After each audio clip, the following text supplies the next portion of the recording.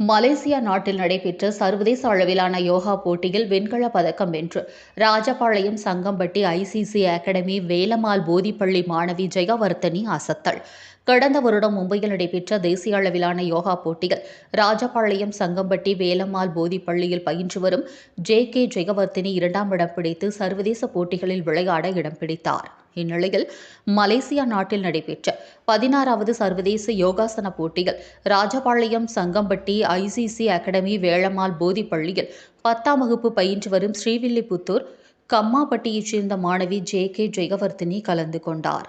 இதில் உலக நாடுகள் வரிசையில் America, Nepal, Australia, India, Sweden, துருக்கி, இங்கிலாந்து, அர்ஜென்டினா என்று பல்வேறு நாடுகளிலிருந்தும் 100க்கும் மேற்பட்ட போட்டியாளர்கள் கலந்து கொண்டனர்.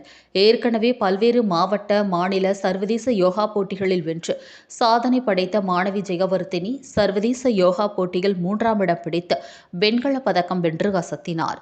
உலக நாடுகளிலிருந்து போட்டியாளர்கள் பலரும் கலந்து கொண்ட இதில் பதக்கம் வென்று இந்தியாவிற்கு பெருமை சேர்த்து யோகாவில் சாதனைகள் படைத்து வரும் மாணவி ஜெயவர்த்தினியை அவரது பள்ளி ஆசிரியர்கள், நண்பர்கள், உறவினர்கள், பொதுமக்கள் என்று பலரும் பாராட்டி வருகின்றனர்.